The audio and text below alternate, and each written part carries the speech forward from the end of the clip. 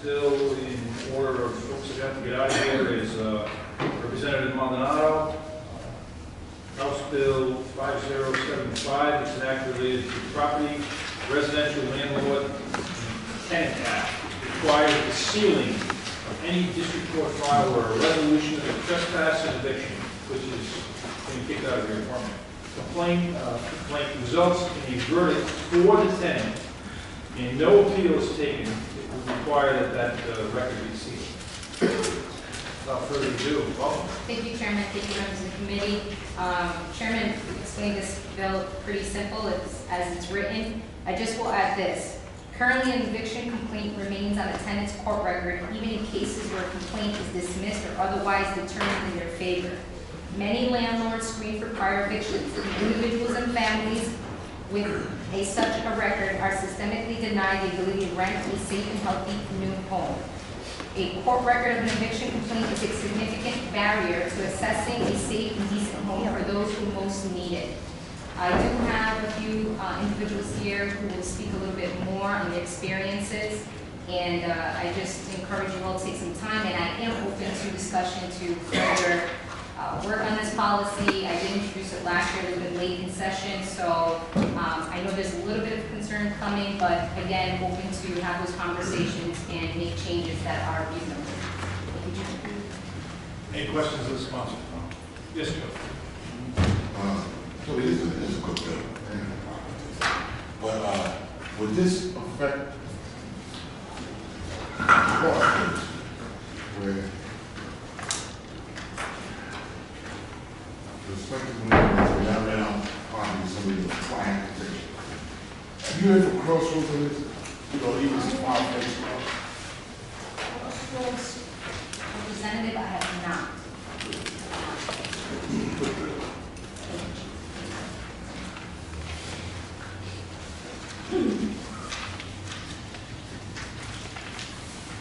Oh, yes. Representative, how many cases do you think in a given year with this impacted?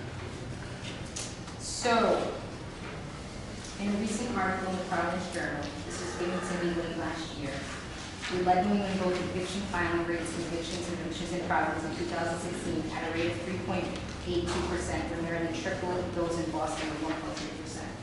So comparisons to Boston were quite high.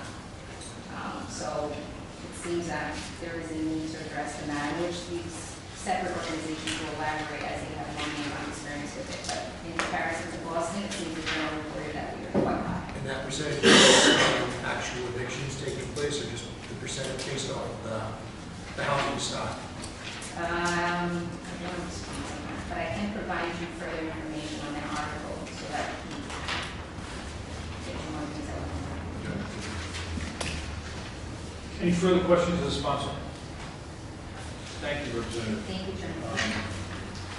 We have some people that have signed to testify tonight. Ian Homer, not testifying, but he's in favor. Anna Yoker, not testifying, but is in favor. Jordan Lightman, Rhode Island Center for Justice.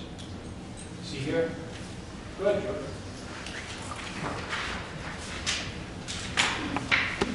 Good evening, everybody, and thanks for indulging us. Some comments I'll read out.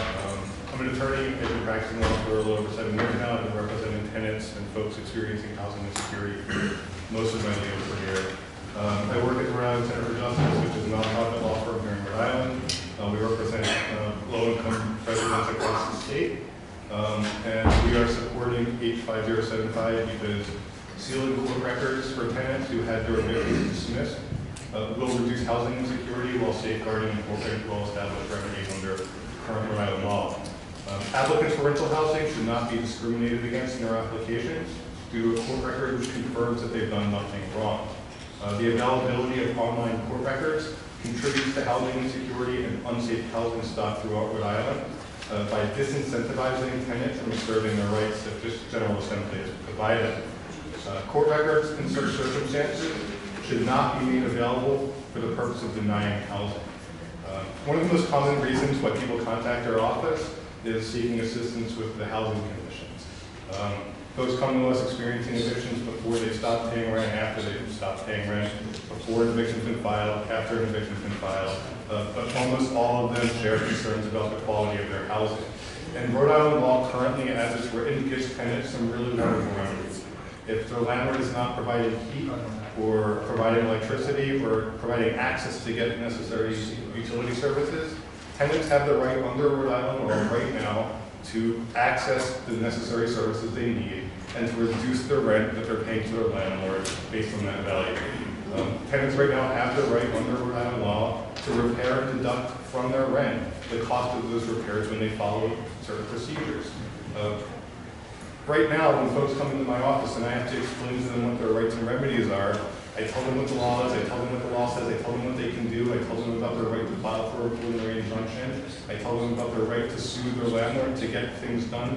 But I also have to tell them that if they do this, they run the risk of being blacklisted, which prevents them from finding future housing. So my clients are in the position of choosing not to pursue the rights that they've been provided, choosing to stay in substandard use of housing, or going into homeless shelters in order to avoid having a record filed against them. And these are for people that are asserting their rights that are provided under the law. So right now, sealing records will incentivize and prevent tenants from being harmed from standing up to their landlords.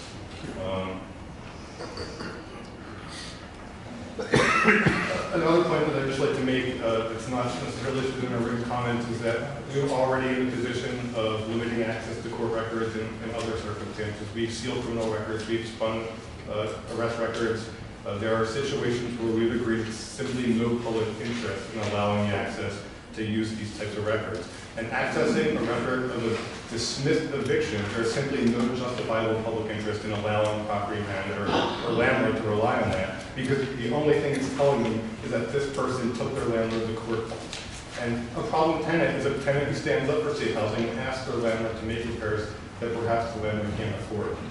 So again, there's a lot of folks that are contacting our office for help, and they think that it would seriously reduce the number of folks that are having a hard time finding safe, affordable housing in the state without really any cost to the landlord community or property managers at all, because their records are not going to allow them to limit their financial exposure by renting to somebody who had an eviction dismissed in the past.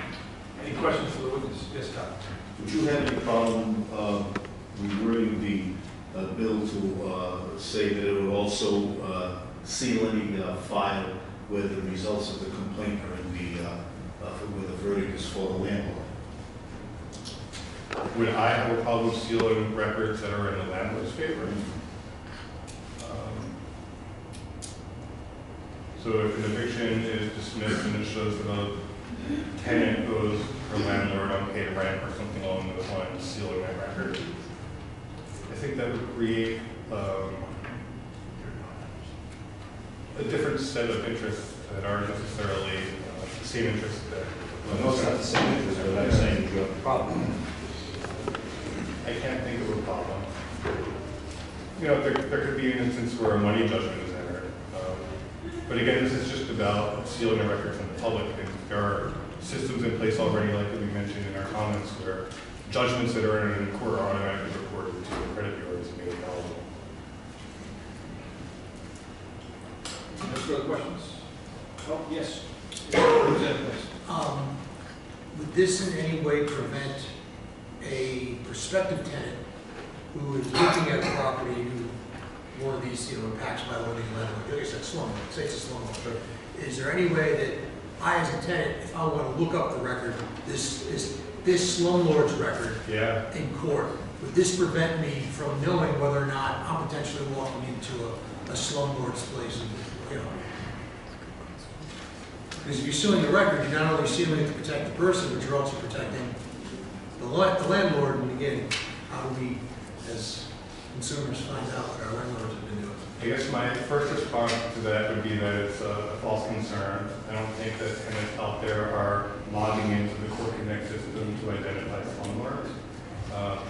Frankly, my clients don't even go to code enforcement before they rent a unit to find out whether there's a lead certificate or any outstanding violations, which Rhode Island law requires them to affirmatively disclose. I agree that there should be resources available to tenants in order to research and evaluate the apartments they're moving into. But the truth is that low-income tenants are taking the bottom of the barrel of units that are available to them, and they don't really have too many choices to begin with. And frankly, most of my clients know before they move into these units who they're bargaining with. Any further questions? Yes, Joe. So glad you're here. Where's your office again? The Rhode Island Center for Justice. We're on the 4th floor in One Empire Plaza. And I asked this for the consistency of the so there's a reason why I'm asking. You haven't heard from Crossroads, right? Would this affect any nonprofits that works in the section of Crossroads? Well, I'd like to think that it would free up some of their financial assets so that they would have fewer folks depending on their services. Yeah, you're gonna be with down, don't worry about that. Okay. You're not raised anywhere on Broadway, are you? No, I just want to make sure. Thank you. I'll leave the room, John. I'll leave the room. That's why he's got a red cane, Mr. Chairman. I'm not sitting there. Next witness is Travis Escobar from United Way. Good evening, members of the committee.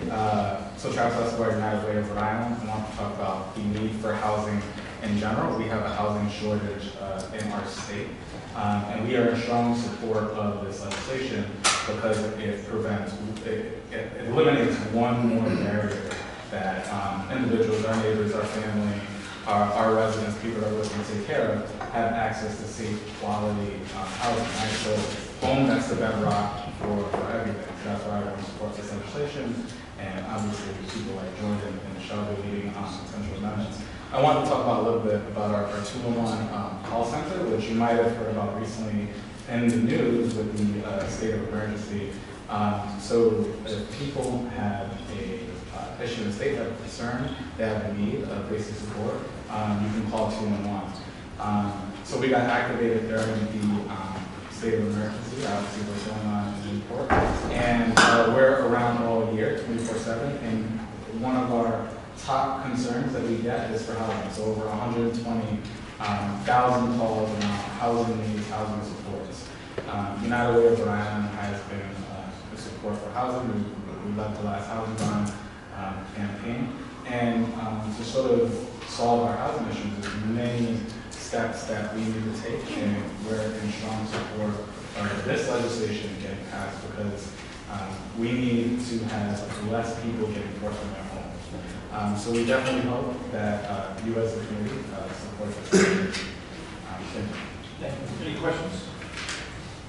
Okay, the next witness is Nathan Petit from Hope. He's in favor, but he does not wish to testify. Next witness is Melina Lodge, Housing Network of Rhode Island, no testimony, in favor. Brenda Clements, Housing Works of Rhode Island, no testimony, but is in favor. Caitlin Maloney, Rhode Island Coalition of the Homeless. Is she here? Caitlin, welcome. Good evening, members of the committee. I am Caitlin Primary. I am the Executive Director of the Rhode Island Coalition for the Homeless. And it's a pleasure to be here in front of you tonight in support of this bill. On any given night in Rhode Island, we have about 1,100 persons that experience homelessness. And one of the key contributors to homelessness is eviction. So we see it's something very prevalent. Right now in our state, I have 133 families on a wait list for shelter. So we're just seeing, and that's just families, I won't even get individuals. So we have a crisis in our state relative to housing, affordability, and when we have, a certain area where we have here in Rhode Island where you have this barrier where if you've gone to court, you've seen, you've won, you've prevailed in your eviction case, that you're going to still be discriminated against.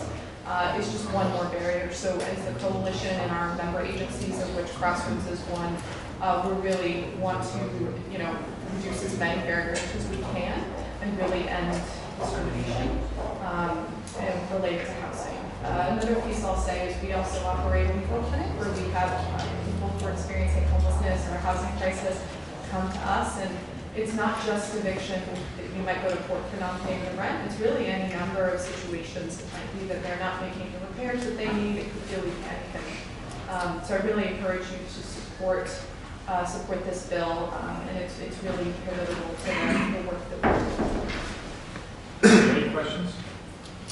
Yes, Joe. So you say you all work with Crossroads? Yes, they're a member of our coalition. So we're a coalition of member organizations that try to every day end homelessness around. Tell me what Joe, I mean, was asking about Crossroads. I will, yes. Yeah. I came from a press conference at Farmington Hall.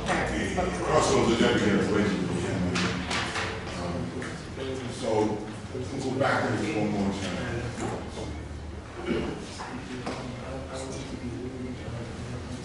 It's typically harder for a person to get a place to live. It is very hard. And If in fact they have a criminal record, how does Crossroads feel about that? so I don't know that I could speak on behalf of Crossroads. I refer you to them. If you want to ask a question about potentially the coalition, I'm happy to answer that, but I don't talk to people on behalf of them. Let me work it this way.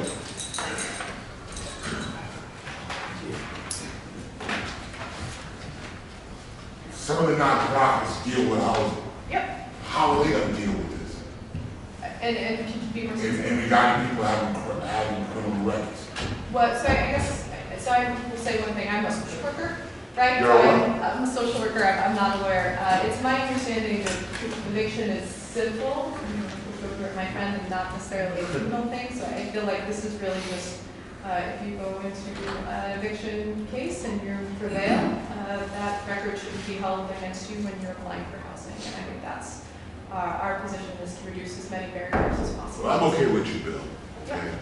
But there's a reason why, and I'm not excited whole place up about talking about Crossroads. Yeah.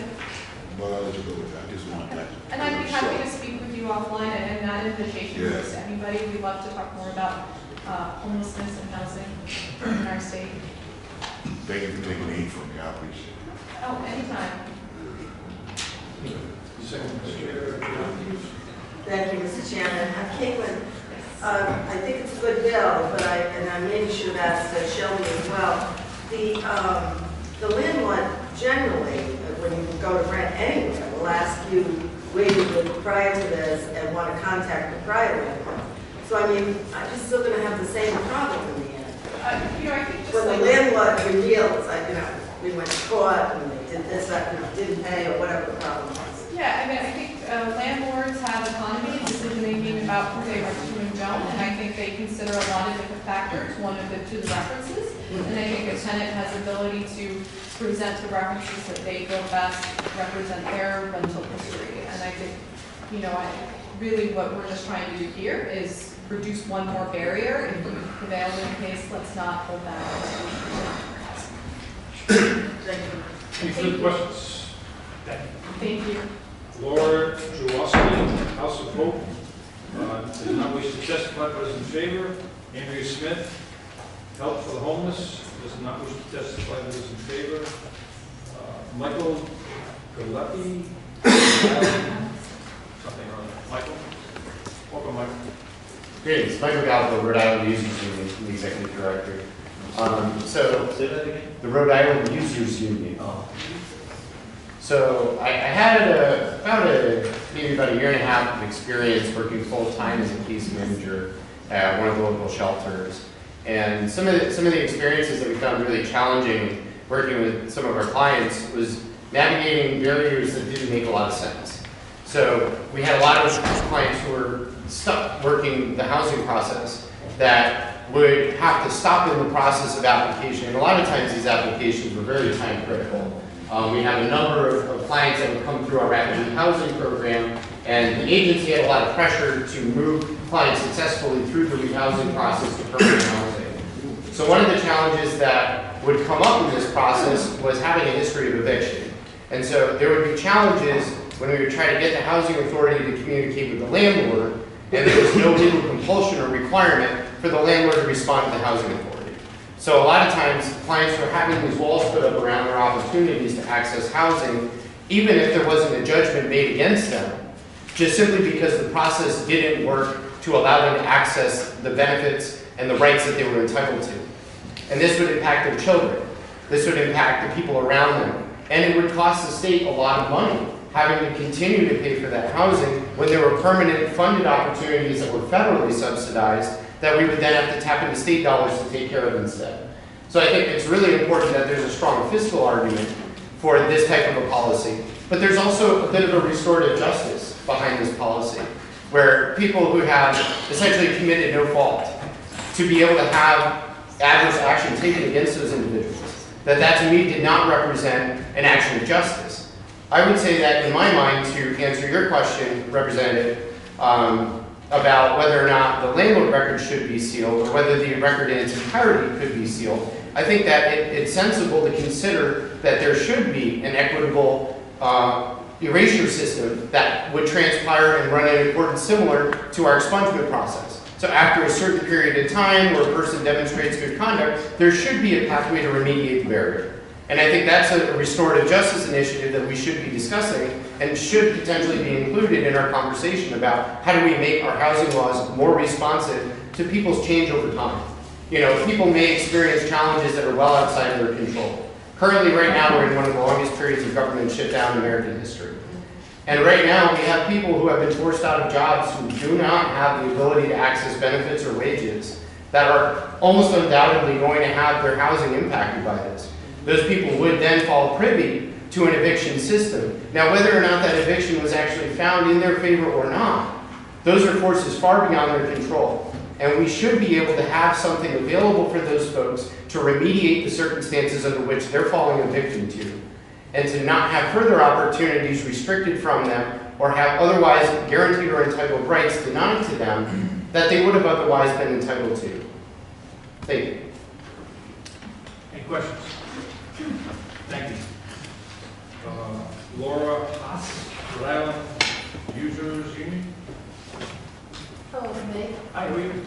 Good. I would just like to say that I was a lifelong resident of Pawtucket. I followed all the laws, paid all my rent, and one time that I wasn't able to pay rent, I had some violations that were in my house. I went to code enforcement to try to help resolve these issues. And within the end of the month, I got an eviction and was thrown out on my ass, basically, within the winter month. And she told me the reason why she threw me out was because I called code enforcement. So I'm using the laws that you guys implement, but at the same time, the landlord finds that she's now in violation of many violations. So therefore, because she got in trouble for this and was cited and fined many, many dollars, it was now on my head to become homeless. She didn't have anything else to say to me other than that I called code enforcement, made her trouble, so now I must go. So how are these laws supposed to protect us as human beings, as well as paying rent on time, consistently, never giving her any violations or having the cops come or anything like that? I was doing what I was supposed to do. She owned a home as well as multiple other homes, and I'm not sure on those other situations, but I know my situation. And I was homeless for 6 months because of that. I went to Crossroads, United Way, 211, all of that. You know where I ended up? In the woods in a tent, in Daggett Field. So I'm asking for you people to have some sympathy as well as some revelations and some answers for this problem, because I'm guaranteeing you, you see it not only in Kennedy Plaza, but everywhere in the state. Everybody's affected by this. So please, please, please heed my words and everybody else that has anything to say about this, and have it in your heart. Please vote for this bill. Thank you very much. Thank you. Tim Duggan, same organization. I'm Tim Duggan, that's my wife. We lived in an apartment with a woman who rented to us. She had 36 code violations. We had ice on the inside of our bedroom wall during the winter months. When we went to complain, she filed eviction papers. We spent 3 months with enough money in our pocket to pay the deposit, the first month, and the last month, including having enough to put on the electric and the gas. It took us 3 months of everyday looking to find a place because no one was willing to rent to us because of having an eviction, any kind of eviction on our records. They don't like to see that you cause trouble. Now, I am a lifelong Rhode Island resident. I'm going to be 47 years old this year. Graduated high school. I've lived my whole life here. Lately, tenants' rights have gone out the window. You stand up for your rights and you end up homeless. It's not fair to us to have, even when we win, and we're proven that we weren't wrong, that we paid and we had the money and everything was good, it was the landlord's fault that they didn't take good care of the property and have ceilings falling, mouse and cockroach problems all over. You complain, you end up in a tenant. And then after that, even if you have the money to get in, you can't get in because they see somewhere on your record that you had an eviction, or even if, like I said, if you win and you were right and you pay what you had held back, they still can kick you out and you have all this housing trouble, and mainly because landlords have more rights via the court system than the tenants. We read the handbook that we were given and told that this is our rights. And we tried to stand up for our rights as paying tenants, and when we did, we got the rug pulled right out from underneath us. I had the money in the bank to pay what we owed for the rent. Didn't matter. We were also told while we were there that the woman was overcharging us by $150 a month for rent. Never got any of that back, and the judge decided that we still owed $500 at the end of the day. I don't know how that mathematics worked out. But here I was, you know, terminal kidney disease, I'm on disability, no way to live. I don't think my American dream got any fruition. So that's how I feel about it. I thank you for your time, I appreciate you hearing me. Yes. Wouldn't the complaining tenants be protected under whistleblower act? The Whistleblowers Act necessarily applies to the tenancy laws. It's really more or less government and company versus employees or otherwise associated. To answer the question, there is a prohibition against retaliation in Rhode Island law right now. But again, it's just another instance of the tenants having to assert their rights. And essentially, pseudo-landlord retaliating creates a whole other court record. So the point of this is to take the burden off of the tenant and just take the records off of the internet where they're so easily available. No, I definitely understand that, and I'm in full support of it, but it just seems to be that there's a huge gap in protecting the rights of the tenant complaining about these current environments. She that ran they're me in. right through the ringer. Okay, thank you. Any further questions? Basically said it. Yeah. When you went to court on this matter? Yes. Did you explain to the judge that you went and called, had 30 code violations? I did. I brought the paperwork from the city of Pawtucket. I also brought pictures that they didn't want to see. It's almost like I wasn't hurt. You hear me right now. I see your attention to me and how you want to know what I have to say. In court, I didn't count. She counted. She's the money. She's the one, not her. The lady we were fighting with. She's the money. She had the lawyer. I had the broke pocket and just enough to pay what was owed. Not enough to have, oh, well, I can go get a fancy lawyer and I can fight this, and that's not how it works.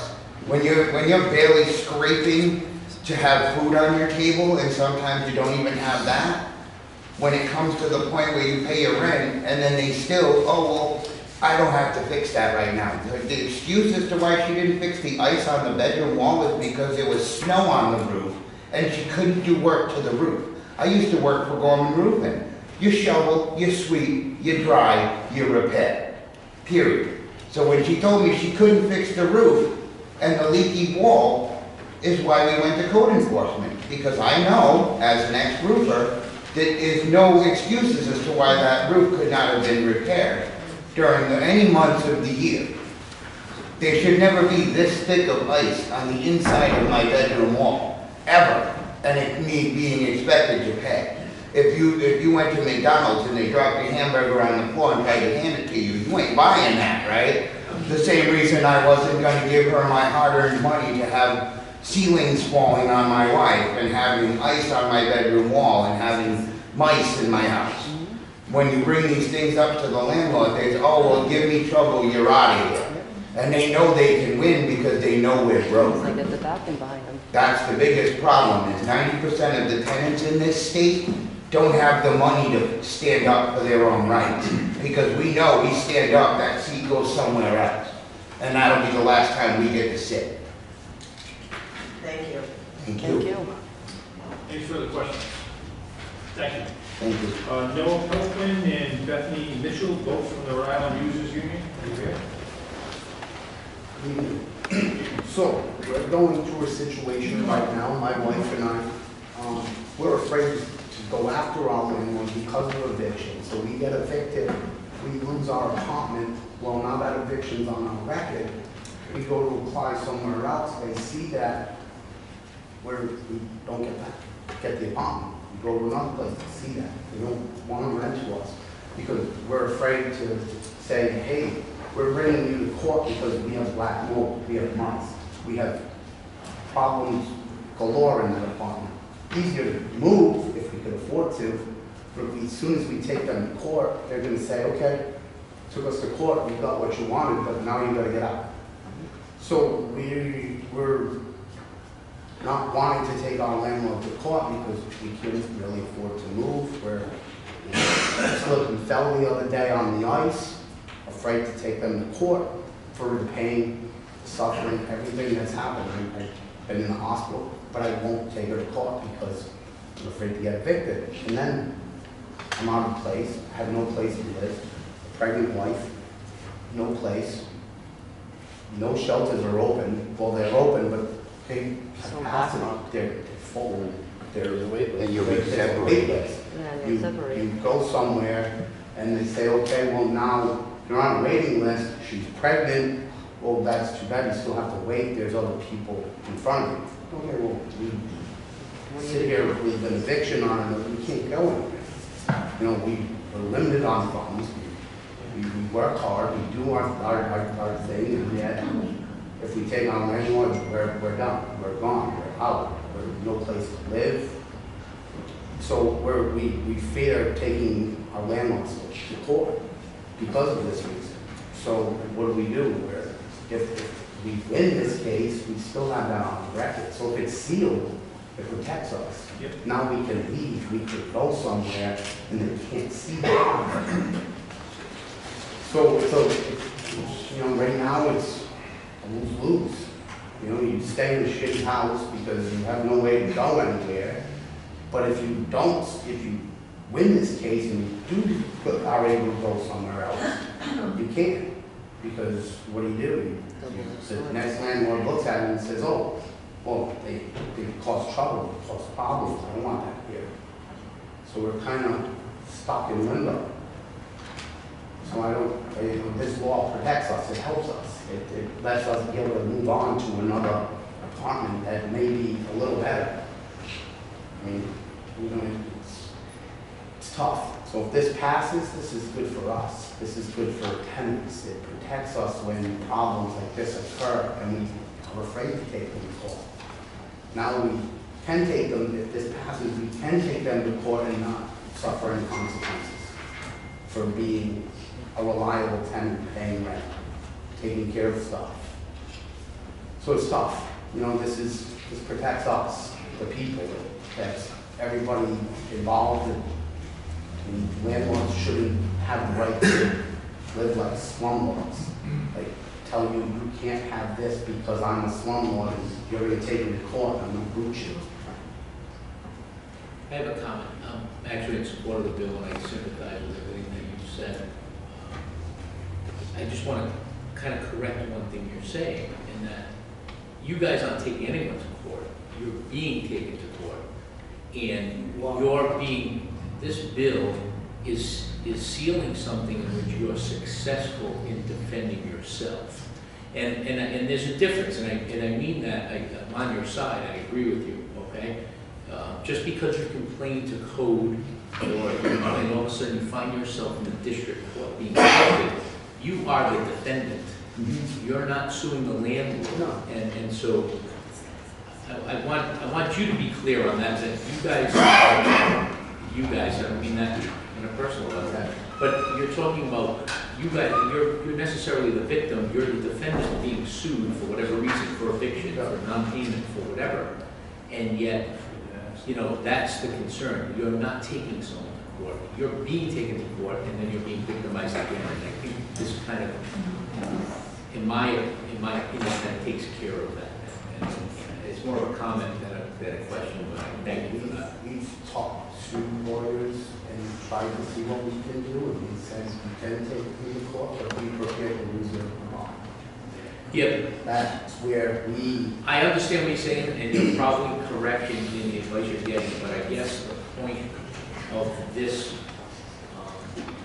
legislation and this amendment is to protect someone that was brought to court unjustly, for whatever reason that may be. Well, they would want to take us to court because we're pursuing this.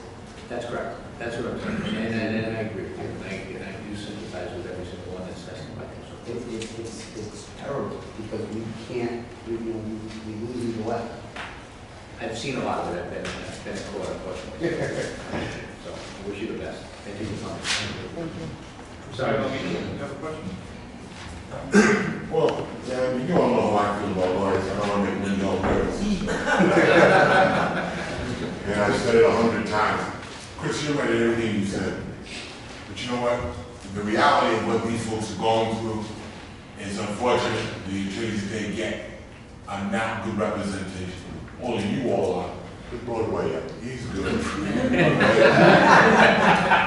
the fact is that this lady and this gentleman, and as a retired cop, I've seen them, not you all. I've seen folks like this go to 6th District Court. And the attorney, he or she, doesn't do a good job. And I don't know who the hell the judge is, but everybody knows I don't know the judges, because she didn't figure it out. But the fact is, folks like this always get screwed because I think this gentleman, I don't mean to quote you, but they don't have deep pockets. Yep. And a lot of landlords do, and they go in the courtroom, shaking and carrying on, and you know what I really want to say. All right? So, this is an attorney, he's absolutely right, but you just keep getting the wrong side of it. Yeah, that's enough. But you need that young brother over there. Yeah, he's going to be our lawyer.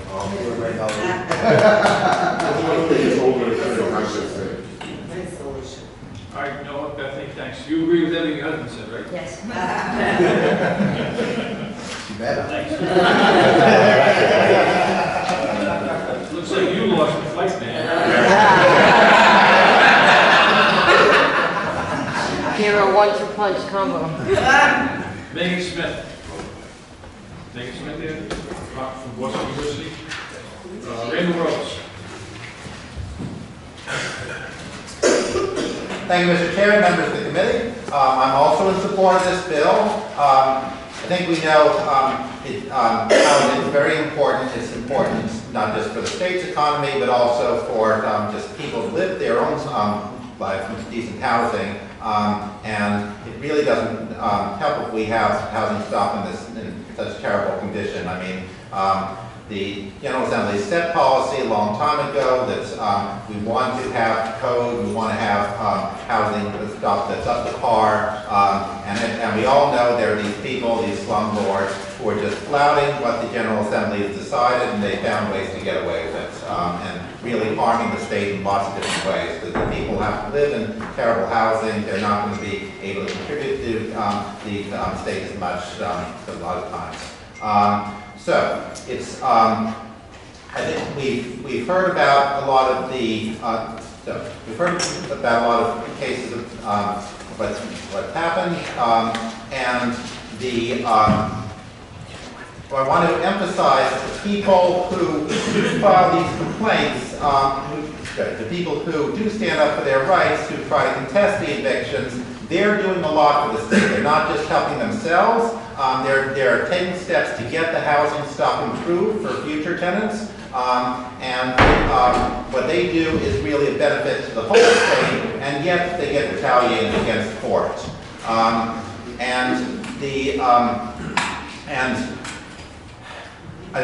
even if they prevail in court, they're still, they still can't get the housing anywhere else afterwards. So we've heard a lot of stuff about, and we've heard a lot of testimony today about how the problems in the housing court process go pretty deep. We've heard suggestions for changing it, but I just want to focus on the specific case of when people prevail in an eviction action. This bill says that if they prevail in an eviction action, the court record is sealed, and I'm entirely in support of that. Because if the future landlord checks with the court and looks at the court record, the future landlord is not going to be able to discriminate against them if the court record is sealed. The future landlord should not discriminate against them because they're doing something to really help the state and to improve the housing stock and stand up for their rights, and they've been judged by the court to be in the right here. Okay.